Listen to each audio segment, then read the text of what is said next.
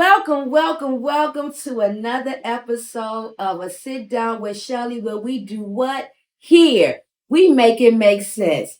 Guys, you are in for a treat. We have none other than Miss Danika Huggins, aka Princess Danika. Listen, guys, I don't know if you guys are familiar with the show that was back in 2018, 2019ish, and it was called Beauty Bar. Listen, guys, Beauty Bar was this show where there was the beauty salon. The owner was Henry, and it was in Inwood, New York. And of course, you know every salon has their color chemist or their color expert. They may have their MUA, their makeup artist. They have other type of hairstylists and beauticians and things of that nature. Well, Henry, the House of Dolls, also had their niche, right? But I believe during this time, Henry was really looking for to expand his brand. And from going back and when you're looking at the season, um he did not have a weavologist, okay, and a loctician. So hence my guest here today, Miss Princess. Guys, Princess is a gem. Born and raised in the Bronx. Okay? None mistaken. We will not mistake Brooklyn. No point taken. I'm just saying she's from the Bronx. So let's make it clear. Beauty Bar cast, if you're watching, she is born and raised Bronx, New York. Don't get it twisted. But no, guys, Danika, born and raised New York. Her career path, her journey has traveled her through Atlanta, other cities. She's here in the DMV now.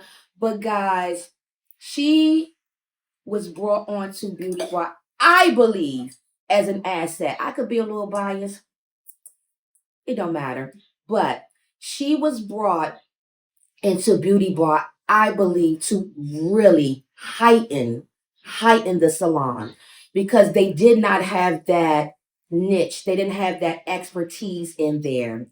And so it is a pleasure, it's an honor to introduce my wonderful special guest, Miss Danika Huggins, aka Princess. Now, which one you prefer today? We want Princess today. Princess. Okay, so we giving Princess today. As you can all see, you're gonna catch it later, but my God. Thank you so much for having me, Sherman. It is a pleasure. Guys, let me tell you, I didn't know her prior to this taping. I met her once, but I did see the show. And to me, you were a highlight to that show because you brought in an authenticity that wasn't there. You I'm not gonna say authenticity, a genuineness. It was a genuineness that came across the screen. And it's so amazing that the spirit that I felt watching you, meeting you, it was the same feeling. That's how you know a person's spirit. You know how they say the spirit know the spirit by the spirit or what have you. And everything that I saw, because I even went back to, go back and watch it. And when I went back to watch, I'm like, I remember this show, right? Because you brought your best friend Rail on. We're going to talk about that a little bit. But in that, you just had this real genuineness about yourself. You had a love for what you did. You had a love for the people that you serve, your clients. Yes. whether they were celebrity or whether they were the worker meal, the worker bees. It did not matter. Everyone that I saw you interact with on there was a connection, a real connect, not just a connection or facade that, yeah, come on, get in this chair because I need to get these coins. No, it was the care. It was the confidence that you wanted to have them see within themselves. So, Miss Princess, tell the people a little bit about who you are, where you've come from, and what made you dive into the beauty industry, because we know in the beauty industry there's a lot of ups, downs, and turnarounds. There's a lot of clicks in the industry. Sometimes it's not what you know, what your expertise may be. It could be who you know. Can they get you in the door? If you get in the door, can you stay in the door, right? So tell our people a little bit about Miss Princess. And then we're going to dive into these questions so the people can know what they want to know. Right. So I'll start by saying that I'm a child of God. Yes. And He was the one who gave me this talent to do beauty, hair, and makeup, because it honestly was a God given talent that was self taught from a young age. I first started doing hair professionally at the age of 12, working in a salon at 12. I started working. It's funny. My mom had moved us from the Bronx to Maryland to the DMV. She was a homeowner, first time homeowner at 35 years old, and purchased her own home on her own in Glenarden, Maryland. Okay. So there was this beauty supply store that we always went to just to get mom's in mind beauty tools and hair and grease and sheens. Because I would style my mom's hair. I know that's I would do right. mom's hair all the time. This is back when micros was in and I was great in coloring.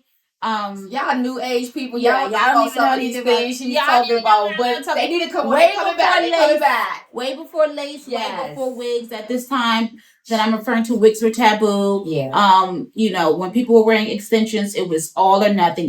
Either it was non-detectable and you really didn't know. It was or it was atrocious. Right? Natural hair was in, strong, and if we did something, it may have been braids. So I had started out as a braider. And we used to go to this beauty supply store that was right around the corner from the house. And every time we went in and mom's hair was done, they would say, "You should come here and do your hair." And she's like, "No, my daughter does my hair." So that's when the lady was like, "Well, have your daughter come up here so that she can do a test run to see if she wants to work at the salon." Come on, test run. So mom's like, "The lady at the salon, Bola, she wants you to braid, and I'm gonna take you back up there and get ready so that we can show her what you got." So at 12 years old, she had me do some braids on a mannequin, different styles, different sizes, cornrows, and she loved my work. She was impressed, totally impressed, could not believe that I was a teenager. And I love that, just of the mere fact of 12. And I want to just pause right there and put an emphasis on that, because as parents, let me say it this way. God has given all of us gifts and talents. Every last person that is walking this earth is walking around with a gift and or talent that God has put in you, the innate you, not the things that you learn, not the things you go to your job and get trainers on. There's an innate gift within you. And I was just literally a couple days ago and I saw something where they said parents are their children's dream killers, because we will see things, we will notice things about our children, but we won't expose our children to them. We won't get them in, to these rooms and just speaking on their behalf. And whether it's someone or just going to get resources to expose them to these things. And to hear you say that at 12 with this person, saying to your mom, "Hey, bring her in." And then look what it led to. It's because she saw something, someone else, because of what mom said. Oh no, my baby do my hair. I don't need to go nowhere else, right? Right. And because of that, she was able to expose you, get you into a room. And you kept yourself. See, listen, parents, lead your children to the water. Lead them. You can't make them drink, but just give them a cup. Give them the cup. They can scoop it up themselves a little bit. Give them a little niche of what they may need, because a lot of times, and we can see it every day to day, that a lot of these kids are lost, but have so much inside to be able to pour back out. So parents, this is just a note to you. You see something in your kid, please find the resources to expose them. You never know. They could be the next president, vice president, CEO. They could be running their own company now, pouring back into their communities to give back. Mm-hmm. Expose your children to what you see their gifts and talents and what they're telling you they like. Because what they like will make room for them in the long run. Okay, that was just a little shameless plug. While we're on parents, though, Shana, yes, I have to highlight my mom. My mom has always been my largest support. Yeah. She has gotten me into so many rooms, starting with that room when it comes to hair and so many others. Yeah. But even specializing in my hair journey alone, she has supported me and has opened doors for me, whether it be motivationally, financially, mentally. Yeah. She has been the gateway to a lot of my elite clientele. Magnificent to investing in my business plans and supporting me on both ends. So I have to give a large shout out to my mom, Janaire, who has always supported me from day one and has always pushed me, even when I didn't want to do hair, makeup, or be involved in the beauty industry, has always supported me and said, God has given you this gift for a reason, because this is how he's using you to touch lives and save lives. So I have Kudos, to shout out my mom. Keep doing it. Because I know she, and it's crazy because people as children, we are still trying to, I would say we, because we were once children, trying to find who we are, trying to find our niche in the world. What is those things that speaks to us? And a lot of times it goes over parents' head because they're either too busy or they have their own woes going on, their own circumstances going on. And it's kind of hard to help navigate, in a sense, when your mind is always like on a hamster wheel, but then you have your children with so much potential, so much to gain and so much to do, but you can't really pour into that. So to hear you, to speak on your mom, like me, I was in ballet, tapping, jazz. I'm in jazz, and I can remember my mom being out there in that audience, cheering me on as if she was the instructor herself. You know what I mean? No matter if I didn't get that pirouette right, you would have known. My mom would like, you did that. Right. Just that encouragement. And then it led to me wanting to dance. You know what I mean? And so those things I believe are really, really key. So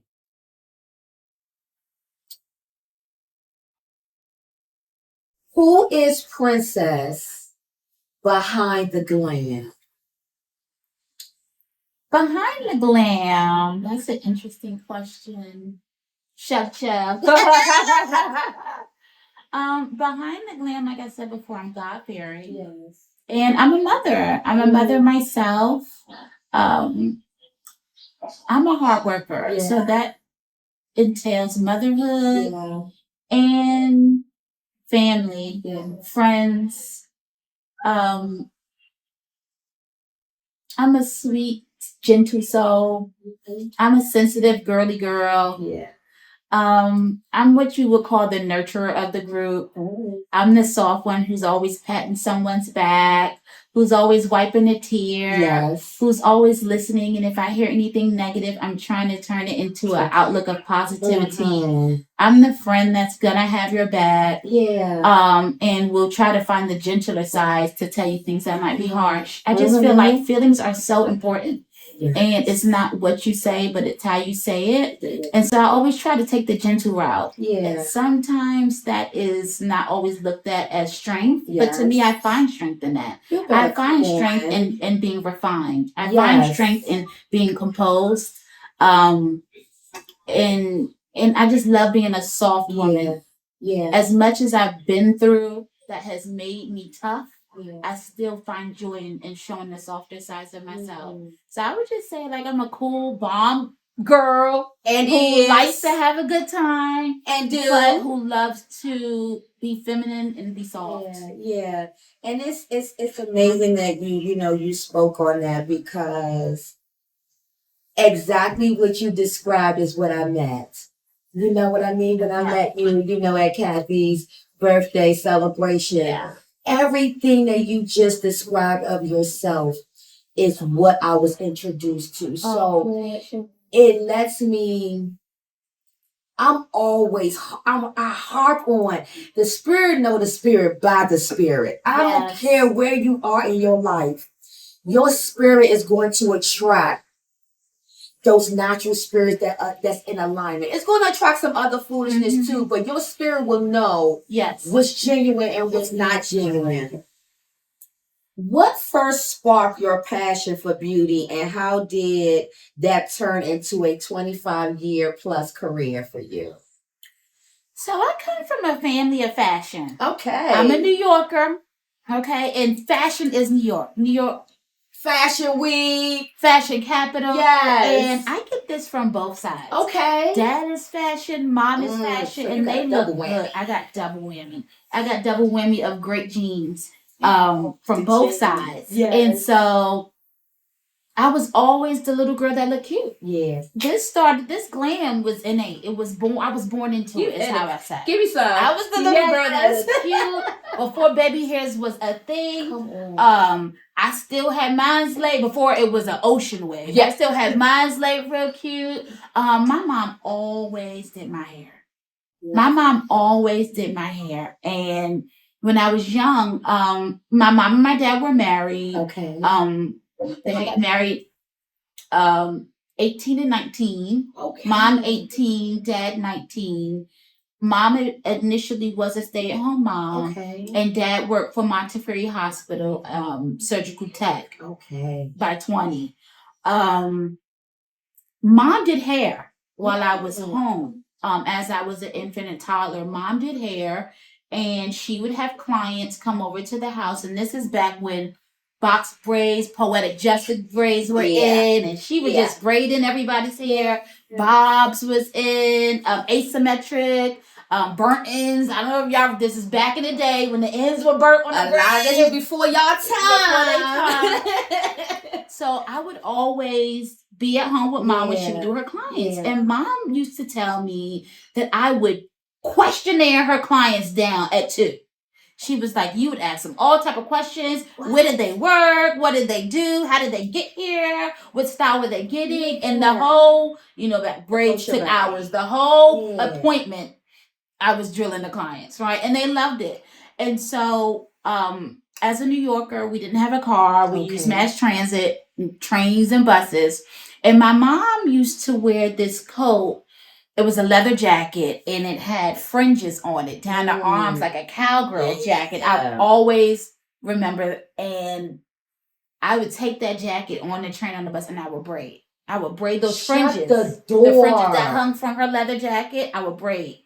And I started braiding that too. My mom told me I started talking before 1. I used the bathroom by 1. I was talking and walking before 1. That explains why I'm a mass media major that majors in concentration. I've been talking and entertaining and questioning for a long time, targeting for a long time. Multiple gifts. And in beauty for a long time, interested in beauty for a long time, watching women get glam, being able to be right there in that intimate space, because I feel like that transition is an intimate space. And so that just allowed me to feel a passion for seeing the transition of someone leaving your comfort zone feeling amazing. And it's you always hear the chatter of, when you go to the hair salon to get your hair, that is like your me time. Yes.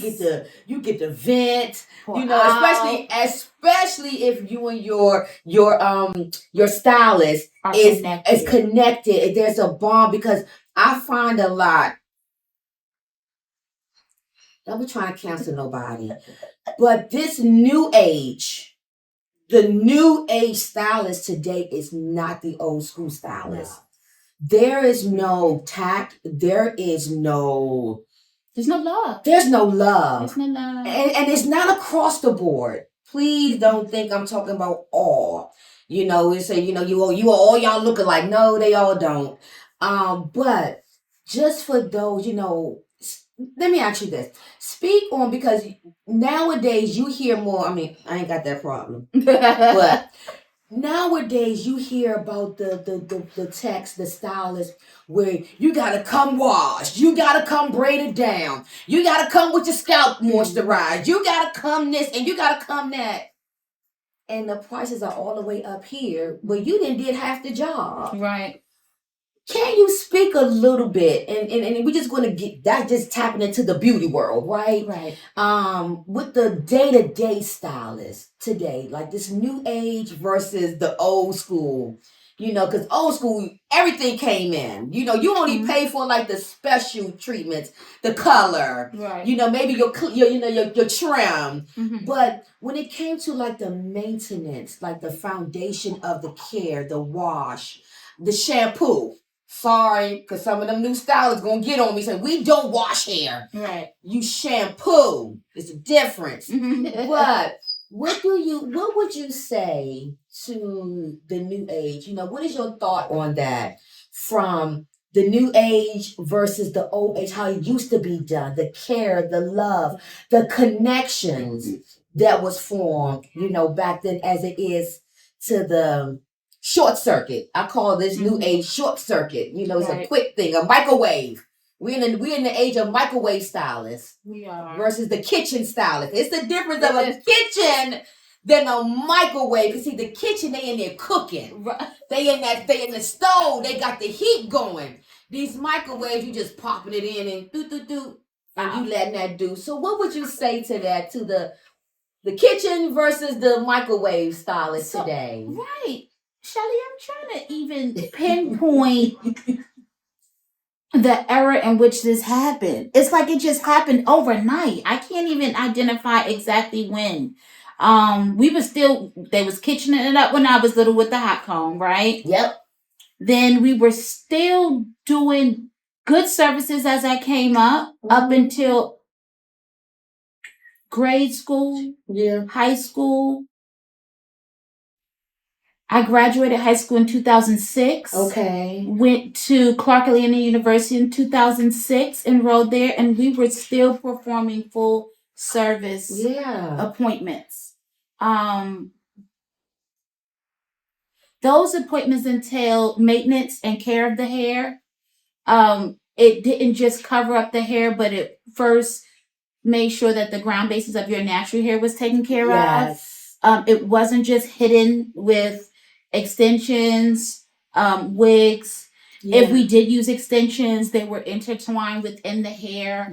Nothing to really mask you or your hair. No one was ever doing a full revamp in one seat like that, unless it was something like a hair color or a haircut, right? So I think life back then was more minimalistic, and so was the goal of trying to, how can I say this?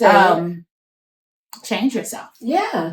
I feel like people accepted themselves more, and I felt like it was okay to be truly you that day, and that stemmed down to being okay with wearing your own edges, or being okay with wearing your own hair color, or being okay with learning how to maintain your own hair length. It was okay to have whatever length it was, as long as it didn't look raggedy, dead, or stiff. Yeah. You know, that's where it came with the shampoos. And we loved a good conditioner. And back then, girls even did deep conditioners on themselves. I mean, do y'all remember the plastic caps and sitting under the dryer, or saying I'm doing a hot oil treatment and sticking the oil in the water in the pot, and okay, or that, and those are the things that you did to maintain. But while you were in transition and in between styles for your same favorite stylist, the one who did mom, the one who did grandma, the one who did auntie, that trusted loyal person, we don't have that nowadays. And I want to say it came around a little prior to pandemic. A little prior to pandemic. I want to say a few years before the pandemic. Even in 2018 on Beauty Bar, we were still shampooing. We were shampooing for braids. You know, we were still shampooing for braids. The internet. When the internet took off, it hurt the hair industry. It helped in a lot of ways as to where you can sell to a larger mass of clients, but it hindered because it opened up the market so much that it was a lot of fake and unhealthy products. Hair along with systems, hair systems like shampoos, the edge controls have toxins in it. It just got watered down. The market got watered down. We used to have trusted stylists, and we used to have trusted hair care products, Carol's Daughter, different things that we really believed in. And once the internet came, it just seemed like we had access to so much, it got watered down. And I think too, when it came to some of those products, when it went into retail, mainstream, they changed the formulas. They did of a lot, and especially for our community. You know, we can't just use any and everything for our community hair. We just can't. Some other ethnic backgrounds or cultures could maybe use ours. But we, as African Americans, we cannot use any and everything. Our hair texture is different. Our follicles are different. Everything about us is different. And so I think when it got into retail and things of that nature, it just watered down. I'll speak on one particular product now, Baskin Lather. The owner, the CEO of that company, she speaks highly. She's like, we will not go into retail. We're going to stay over here in TikTok. We're going to stay over here on this website, and we're going to do what we need to do, because once it turns up, because we know. Remember when the good stuff you had to get out of the person coming to the shop once a week? Do you understand? It wasn't on the shelves, the good stuff. It was in the shops, or they made them. They made them, you know. And again, in making it and having that for themselves, getting it over into retail is just it's a whole nother level. It's another monster. It really is. Because it becomes about the dollar. It becomes about the dollar and not the customer anymore, the client, the relationships. It's about, what can I gain? What can I make? How can I profit off of this? No matter the health of the hair. Because my thing is, if you get my hair healthy, I'm coming back. You understand? That's how you gain your clientele. Don't just and I'm out the door because you did a quick little sew-in on me, but my hair is a mess underneath. You know, I know a stylist, Evie. She takes care of the hair. You know what I mean? She makes sure that she does consultations to let you know what's going on with your hair, whether you're shedding, you know, whether you're thinning, whether you're alopecia. Whatever that is, she's going to educate you. That's what we're missing. Because even back in the day, in your auntie's kitchen, what they would say, girl, you gotta get these ends clipped. That hair ain't gonna grow right. You know what I mean? Come on. And when we say, no, because it's gonna take my length away. But you don't even really have any good length because all of your ends are dead. They're all dead, right? And so I think that's a lot of what we're missing from the new age stylist, from the kitchen stylist, this new age microwave thing that's going on, because there is no actual care about the hair. Right. The hair structure, the foundation. How can we keep it healthy? Because it's called protective styles, right? But if my style is not already protected before you put a protective style over it, it's still damaged. You guys, so guys, stay there. We're going to take a quick break, but we'll be right back. Welcome back, guys. Look, we have dived into just a smidge of Miss Princess, but we're going to get a little bit more in depth, and we're going to speak a little bit more about this beauty bar. So, I know that you have worked across, New York, DMV, and Atlanta. And how did it come about? Because you're born and raised Bronx, right? I put emphasis on that, y'all. And y'all gonna understand. If you don't understand why I keep putting emphasis on she's from the Bronx, go back and watch some of the recaps of Beauty Bar. Because they made a thing, Dahlia, that she wasn't from New York, but she is. When you look back, how did you come about to be on Beauty Bar? How did you, what was it an audition process?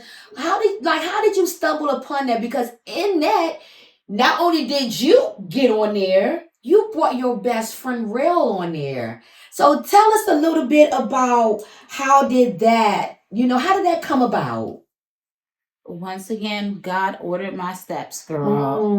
It fell into my lap. Wow. Even though I am a graduate with a major in radio, TV, and film, I just did not see myself as the talent of a reality show. If anything, I went to school to produce. That was my dream. After graduating, I just didn't want to be the talent. But what happened was, Shamel, to be honest with you, I'm a survivor of domestic violence. I have a new baby now who is 11 months. She'll be 12 months. She'll be 1 in 2 weeks, Marilyn. But I also have a 15-year-old. Okay. So I started all over again. Yes, she did. We was talking about that. And my 15-year-old's father did put me through the ringer with different kinds of abuse, and domestic violence was one of them. I had survived that, leaving him when my daughter was about 2.5. Okay. And this is in Georgia, in Atlanta. I had her in downtown Atlanta. He's from the Atlanta area. We were together in the Atlanta area. I did have family in Georgia already. My mom owned a house in Ellenwood, and she also had owned a house in Locust Grove. Okay. I had aunts that lived there as well. My grandmother was living in Georgia at the time. They had all been moved down south from New York. And so I had left the city of Atlanta when I got out of that relationship and had resorted back to moving further out to the countryside, and moved to about an hour away from the city. Okay. That still just didn't seem to be enough for my mom. And I thought I was strong enough to still be in the state, even though I wasn't with him. I knew he was a city boy. That wasn't his side of town, coming out to the country. And I felt pretty safe. But my mom kept saying, come to New York. My mom had then relocated back to New York. Okay. And she was like, come to New York. I think you and Lovey, that's my oldest, Lovey. Her nickname's Lovey. You and Lovey, could use a fresh start. I'll get a place that can accommodate both of you guys. You won't have the stresses, and don't worry about bills or anything. I just want you to transition and have a clean slate. And I want to be there physically to support you and love you. And just, you guys need a new environment. And I just, no, mama, I'll be okay. I can make my way. And eventually God said, no, you need to go. So when Lovey was 5, right 5 days after her 5th birthday, I stayed in Georgia so she can have her 5th birthday with her dad, and then we left. We shot up to New York.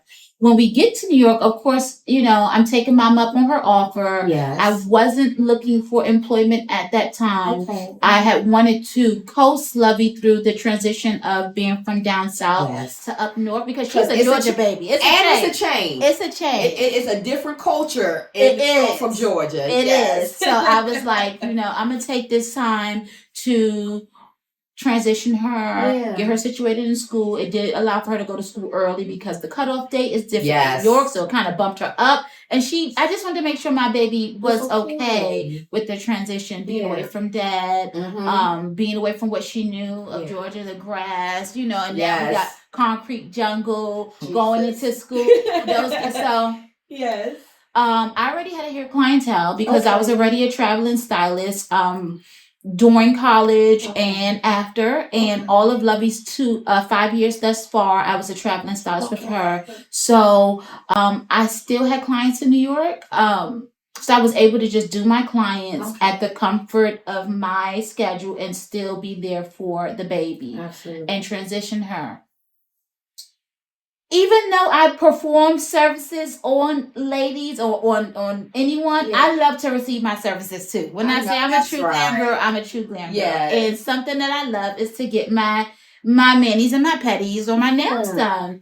When I find someone that services me, I stick to one person. That's it. I'm a tipper. Yes. I love to show gratitude. And I don't really waver, whether that be from my favorite restaurant and chef to the quality of clothing I like to wear. And I support that boutique or that brand. When it comes to my own personal body and health, if you get it right, there's no reason to venture off. That's right. So I have found a nail tech in New York City. We had moved from Georgia back to the Bronx. I bring my 5-year-old to the Bronx, and I have found a stylist a nail tech to do my nails. At this time, I'm still doing traveling services for my hair clients, and I also do makeup. So I would do makeup clients as well, and then I would get my own beauty services in between flying out or traveling out, and I still had some hub clients. I actually had transitioned a part of the home in New York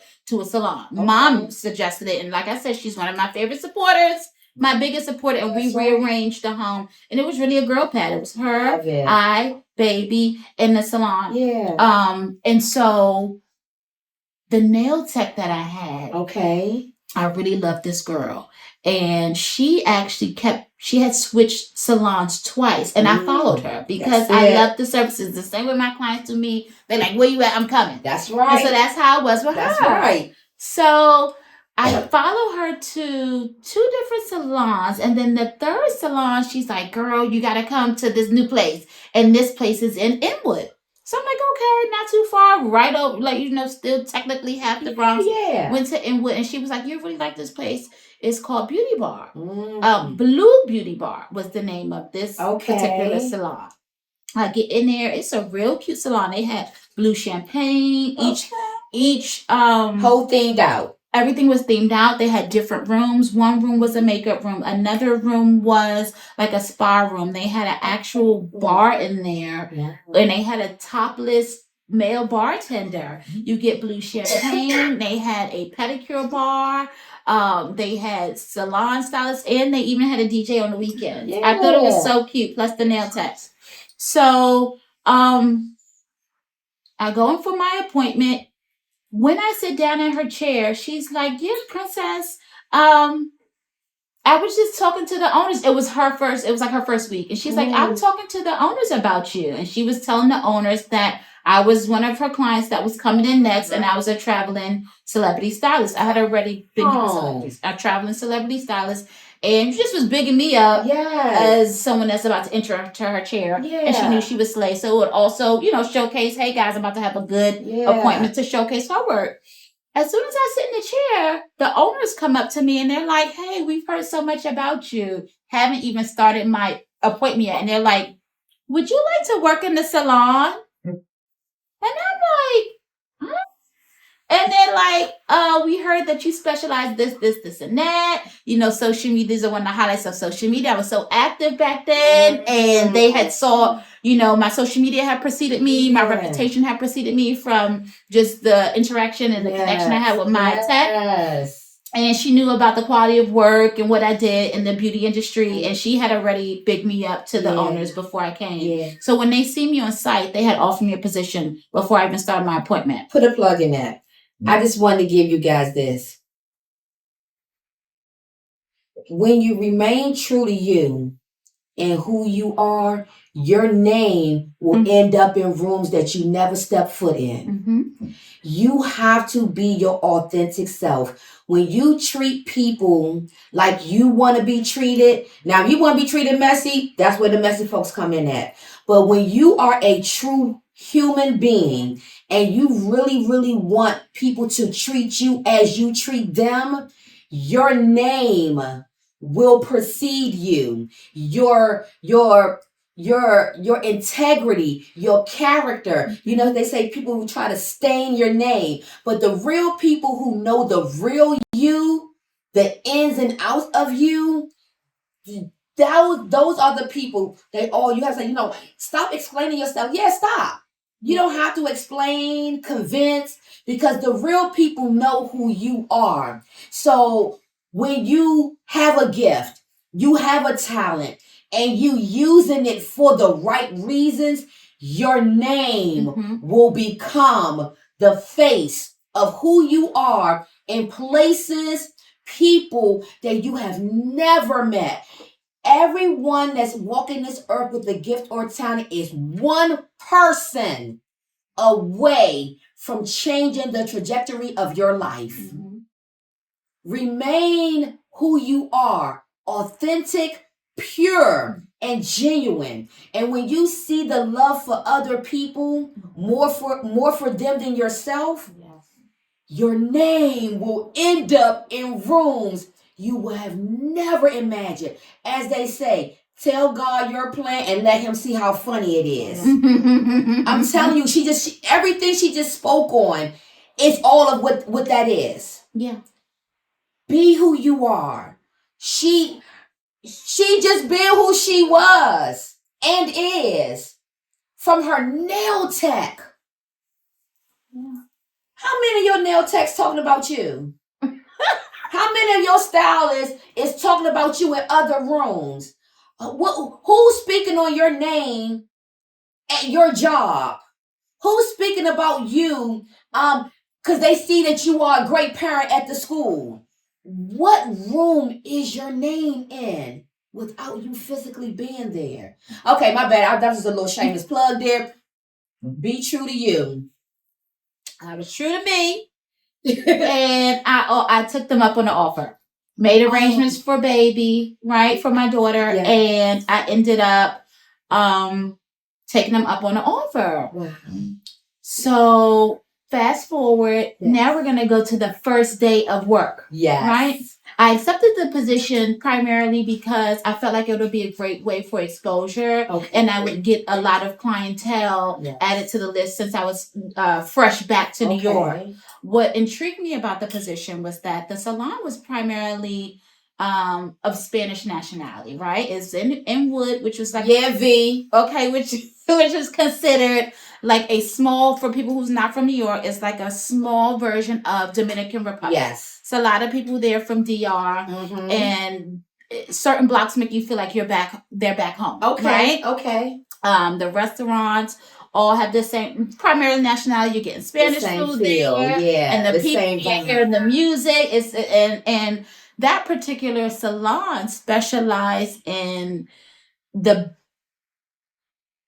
best of the best extensions. Yes. They were known for extensions. Okay. And their clientele was known to be high-end glam girls. Okay.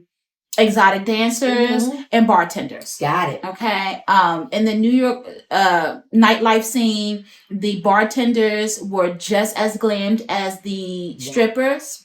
And so a lot of the patrons came to the business to receive their daily makeup before work. Okay. Right? Makes sense. Right. The bartenders and the dancers daily would come in for services, and they would often come in weekly for hair services to keep their extensions, Tighten. I mean, these girls look like Barbie dolls. A lot of these girls had immaculate physiques. Okay. Yes. They had the Va Va Voom Coke bottle shade. Okay.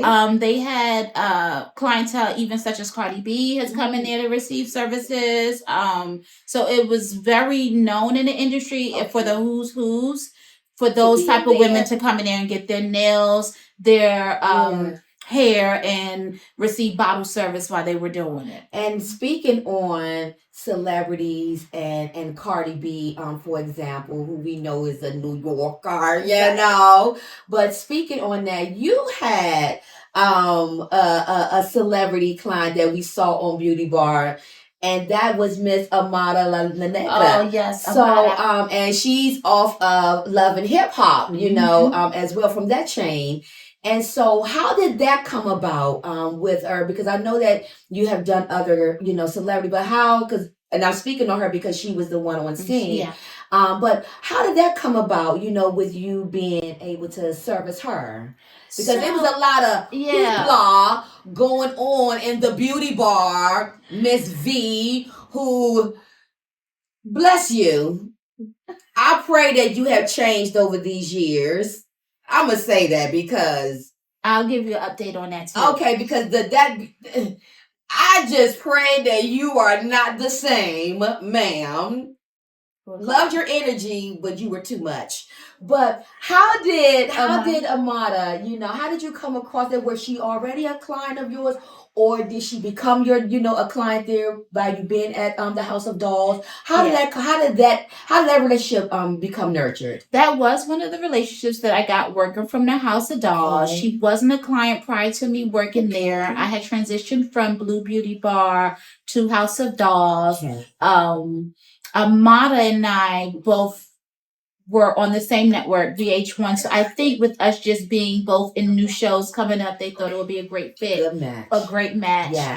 And it was. It was. That was the first season that Love and Hip Hop Miami had aired, which is the same time that Beauty Bar aired. Got it. So I remember them starting around the same time that Beauty Bar was premiering, and I remember seeing, okay, they got a new one thing coming, but didn't understand or didn't know the connection of it being on the same network. Okay. So I think that was a network connection to try to merge and blend, and it did just that. I mean, as far as the experience of servicing her, it wasn't one of my favorites. Okay. I didn't have a connection. As you guys can see, I'm an authentic stylist. I go off of vibes, I go off of energy, and I go off of God. Yeah. And I just did not get give her, I couldn't give her 5 stars in those areas. The energy just wasn't my cup of tea. And even I think it even affected even how I styled. I didn't even feel like I nailed her executed her look. Because of that energy. It threw me off. Yeah. And let me ask you this, and hearing you say that it threw you off, because you can see it, you know, you can see it play out. Like, you can tell that initially, like, you were welcoming, like you were engaged with her. Let me ask you this, because I saw that episode. Do you think that with V chiming in so bad or so much, do you think that played a part in that lost connection? Because in seeing the initial of her walking in, seeing your smile, seeing you greet her, seeing her greet you, even when she got in the chair, letting you know that she, you know, she's used to that fro, but she wanted to stay in line. She wanted something different, but stay in line of her natural, right? And you hear V, one of the cast members, guys. If you don't know, go back and watch. Do you think that played a factor because of such negative energy that played a part in that scene? Do you think that may have impacted you in trying to have that connection with Amada, and then with the result of the style, because you weren't pleased with it, and I just saw a lot of distractions with that coming from other stylists that was there. Yeah. Because of the I call it the hateration because there was a lot of it going on, but you can feel all of that through the screen. You can just feel it. And so, do you think that may have had a part to that? I think it definitely did. With being on set and also being a true, authentic stylist, my goal each and every day when stepping foot in the salon was to execute extraordinary work like I always would do. It did become a little bit difficult having the cameras right there. Okay. But normally I can block out. Right? I'm just so strong of a person. I can block out and still get into my day because my happy place is here. That's my happy space. So as long as I have my tools and the lighting I need, I mean, I probably could even do it in the dark and feel fulfilled. Yeah. But it was the energy of not only but the energy in the salon itself. And even in my chair. So prior to getting Amada in my chair, and this is because I love you. I'm gonna give you some background that wasn't shown on TV. Prior to Amada sitting in my chair, I had asked for us to do a consultation. That's the type of stylist I am. I wanted to check out her hair and make sure I understood what she wanted before we got on camera and make sure that she's shown in the best light. And mine was because my thing about being on camera was I wanted to be shown in the best light and I wanted to show others in the best light. Kitchen stylist. Okay. I'm just saying kitchen. She talking kitchen to y'all. Like, let me see your hair. So she's like, let's go in the back. She didn't want to do the consultation at the chair. Okay, that's fine. We go in the back bathroom. We do the consultation. She doesn't want to give me a thorough consultation because she didn't want my fingers to really go through her hair. What she insisted that she wanted to ask during that closed-in time was, who did I have drama with on the show? And we was going to highlight that and make that the topic because that's what they do on her show. On Love and Hip Hop. So that took me back in the back. I'm like, I wasn't expecting I was thinking I'm going to shine on a celebrity and do my thing and be in my zen. And that threw me off because I never, ever come on camera to attack. Yes. And hearing you give this backstory, guys, you have to watch that episode because you know how sometimes when you have a puzzle, and sometimes you can look at the puzzle and you're like, wait a minute, it's a piece missing. In hearing you explain this, when I tell you, I can literally now go back and watch that episode and say, that's what I'm seeing. So I'm like, okay. Because you saw the disconnect. I can't even do the consultation for that. Yeah, I want to slay and you want to play. Yeah, and we're not here for the drama. So we had enough of that at the House of Dolls that was already going on. Correct. So when she's coming to really be drama queen in my seat and not really the celebrity elite client, and then we already have existing people that are looking for the drama, i.e.v. It just took off and took me in a hole. And that's probably what you saw on camera, which was that I didn't seem in a comfortable, happy place. Hearing this backstory, what we do here, we make it make sense. She just made it make sense. But no. So the hair was all over the place. Yes. Never couldn't put any heat. She has us thinking that this is her real hair. Couldn't put any heat. Her market, now it explains why she don't want to do the full consultation. We're not going to be on my hair. That's part of my brand because I'm the Afro Latina who has an afro, but then I can't even put heat to the afro. Listen.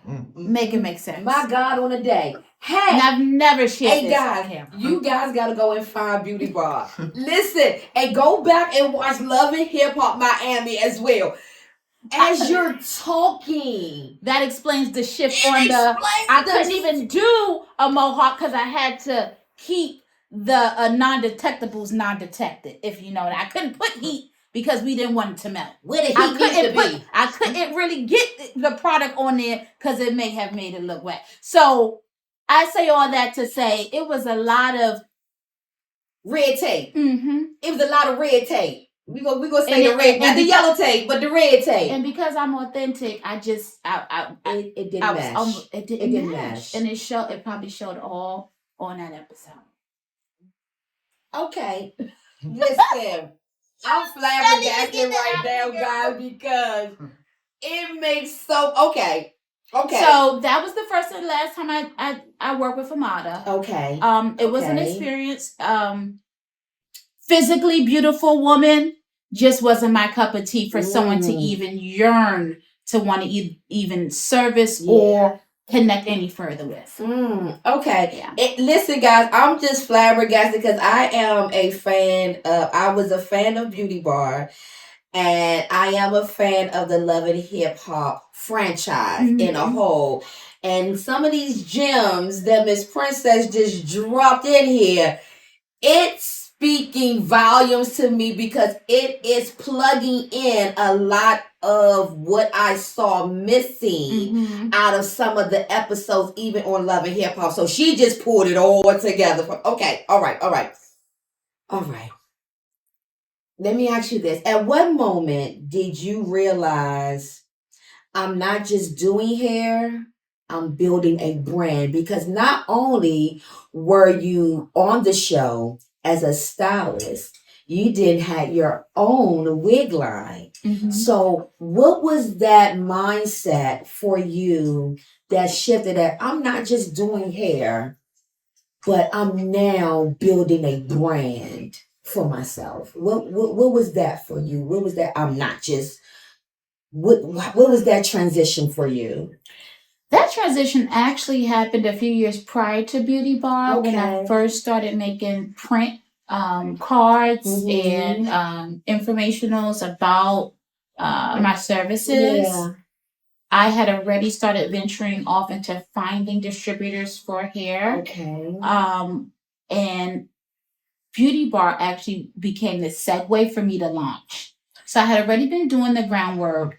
And if we go back to me getting on Beauty Bar, it had fell into my lap from me working at that salon that very first day when I came into the salon for work. Yeah. They asked me to go to the office. There was someone that wanted to speak to me. And when I get in the office, it is the producer of Truly Original TV. That's the production company that produces Housewives. Okay. So the first time me ever coming into that salon to get service, I get a job. And then the first day I come to work, I get the opportunity to audition or be interviewed for as a cast member for this salon. They had already chose the salon for a show before I came in.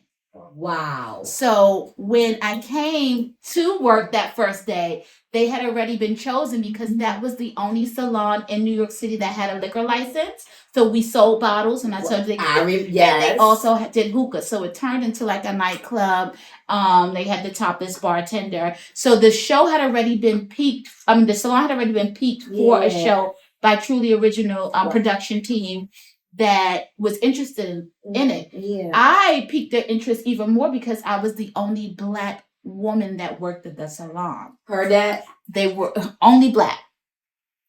Everyone else was of Spanish descent. The barbers were of Spanish descent. The hairstylist was of Spanish descent. And the nail techs were of Spanish descent. Even the bartender, the topless bartender was of Spanish descent. So when she say the first, she means the first. And only. And only. I specialized. They really wanted me to do the braids, the cornrows, and they wanted me to do my extension styles, the sew-ins, the wigs. A lot of their existing clientele, even though they are of Spanish descent, they still have Black nationality descendants as well. So with that being said, they needed some of my expertise and techniques, even though they wanted their hair to appear more relaxed. Their foundation was similar to mine and yours, right? Even though they spoke a different language or was a few shades lighter. And some of them were our shades. Some of them even were our shades. If not, so I really stapled myself with being able to really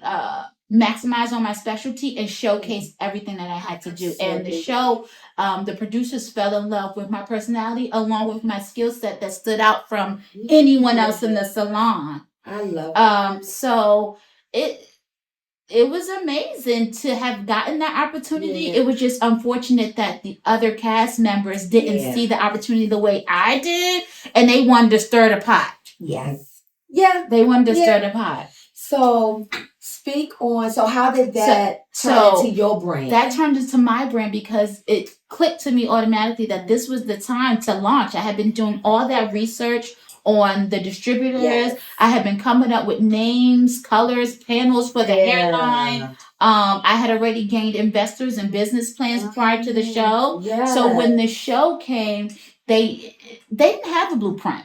They were given the opportunity to just build a show, and it was supposed to be the first hair show for the network for VH1. Yeah. What they told us was that they wanted to make it like a black ink show in a salon. That was their first mistake. Right. And it was like, we want to try to be like black ink, but not tattoos. And I'm like, okay. And I thought that was crazy. I'm like, because nobody here is, nobody's fucking nobody here. Like, I'm like, everybody's having sex on black ink. A lot of them are. And Alex. And I'm like, we're not having sex with anybody on here. A lot of our, you know what I'm saying? A lot of our, not only was I the only black, but I was the only black straight female on there. So we had mixed sexualities on there. Yes. So it wasn't a lot of intermingling sexually on that show. So I thought that was a miss on their part. Yeah.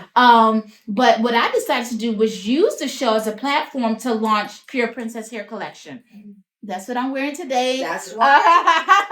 I launched my wig line, Pure Princess Hair Collection, on the show. They actually made it the season finale, where it was this great big showcase, and we were able to bring people out, and I had a runway, and we did a fashion show, and we featured some of the wigs. Now the wigs have advanced since then. That was when I was first really getting into the wig portion of my services, and so I would say that Beauty Bar definitely helped me transition the brand to wigs, because the brand was already establishing, but I found a niche in that because they didn't have those and they didn't have those services, and I seen that they had money makers and big hitters as clientele for these salons, and I wanted to offer something that they didn't really have. They had already had the extensions on lock, but they just didn't have Princess. They didn't have Princess, and they didn't have what I needed to bring to the table. And so it did help elevate my brand for sure, but the brand was already existing. And that's what is mind-boggling with some of these shows. Is like you get on these platforms and you don't take advantage of them. Cardi B is a exemplar. She's the epitome of using your platform. Yeah. And she told them every episode that she was on, what she was going to do, how she was going to do it, and she did everything. So bringing it all in, tell the people what's next for Miss Danika Princess Huggins. What should we be looking out for from you? Well, you guys should definitely be looking out for the relaunch. It's coming fall 2026, this fall. I've decided, I took a hiatus from the hair in the beauty industry. Okay. After the show, I was during the show, I felt like I had reached some heights, and then after the show, God really humbled me, and not that I had a big head, but just wanted to teach me some more about life, about myself, and about his plan for me. And I felt like I had to go through some downs, and then he brought me back up, as he did, right? and that's where I'm at. I switched career paths during the pandemic because the show launched 2018, the hairline launched 2018, and I will say it took off. I was making good money off the hair, where I was solely doing hair, and then the pandemic hit. I was shipping wigs out all over the country. I was still doing music videos, shoots, movies on set, doing the glam for those, bridal, proms. And then I also did women empowerment engagements, giveaways, cruises as the beauty consultant. Spoke at colleges. So and I still was getting booked for hosting gigs, radio gigs, and club hostings. So I love who doesn't love to get paid to get paid to show up for the models. Hair is everywhere. still was getting the party hostings too. Then the pandemic hit. Okay.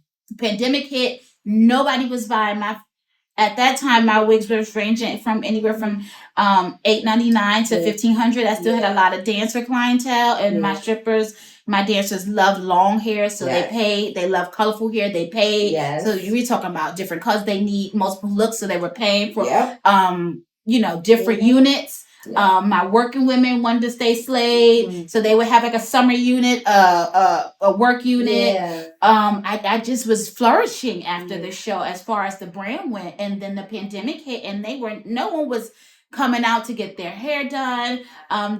Buying units was the last thing on their mind. Yeah. Everyone was home. That's true. I sell good hair, so they were sitting on the good ones they already had. No need for additional, and the well dried up. Yeah. I was living in a condo over by the National Harbor in Oxon Hill at this time. I had relocated back from New York after I stayed in New York about a year after the show and came back to the DMV 2019 and got a condo over there in Oxon Hill by the harbor.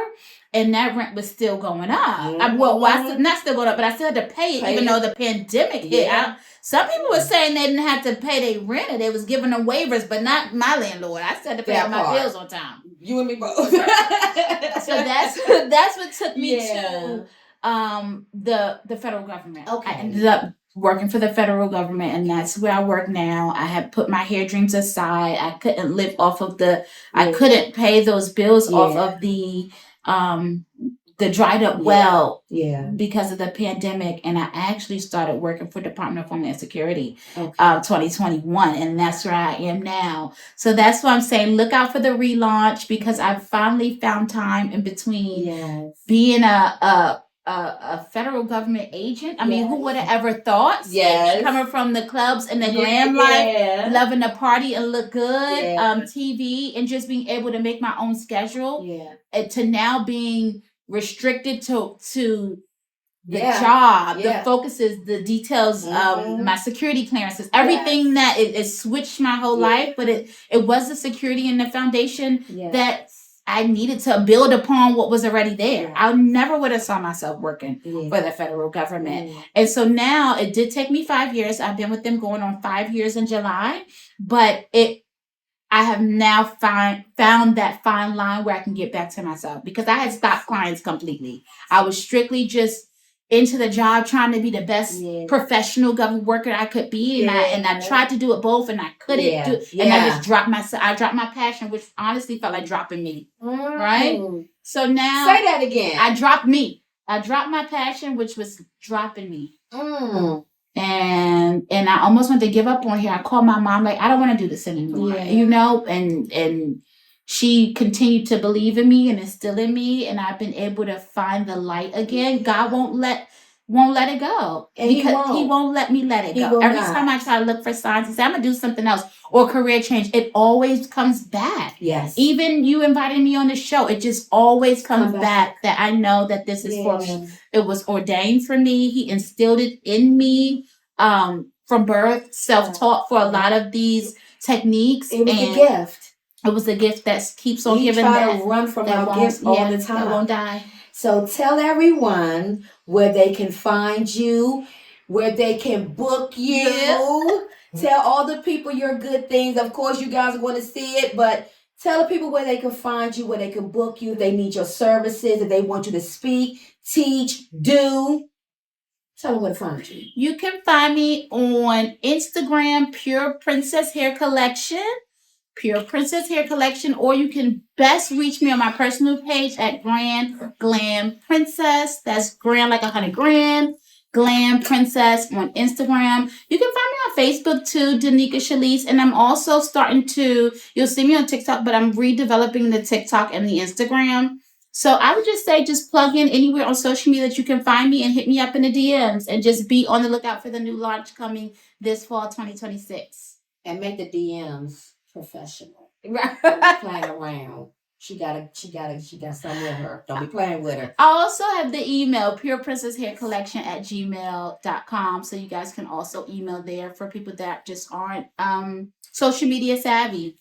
So guys, I just want to thank Miss Princess for coming on and sit down with Shelley, and she did what she was supposed to do. She made everything make sense. Guys, thank you for tuning in today. Listen here. Your dreams are for you, no one else. Parents, if you see something, do something. You know how they say, see something, say something? If you see something in your babies, do something about it. No longer take the stance as, oh, that's just them being them.